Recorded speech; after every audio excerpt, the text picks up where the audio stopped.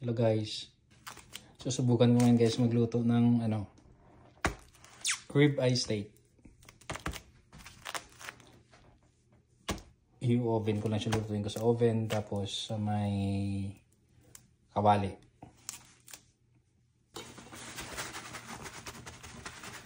Punasan muna natin guys ng tissue.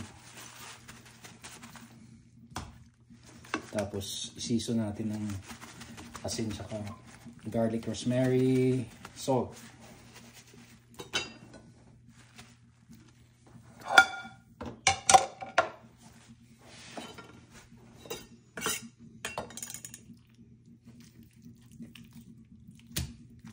Guys. Garlic, black pepper mo guys.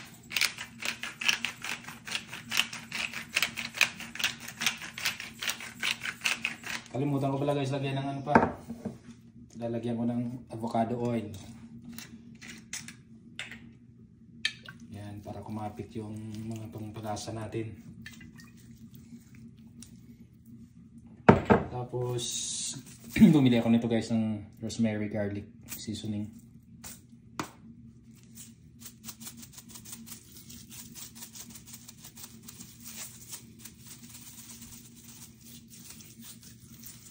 Yan guys, flip lang. Lagyan ulit ng massage natin dyan yung avocado oil. Lagyan ng seasoning. Mas sarap guys, huwag na daming ilalagay. Medyo makapal.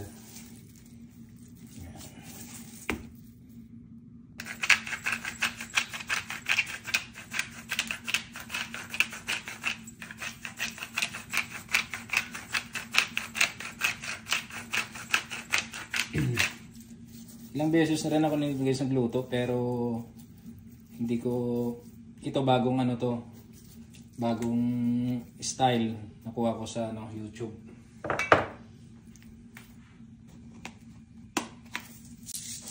Asin guys. Pag naglagay sila ng asin medyo madami.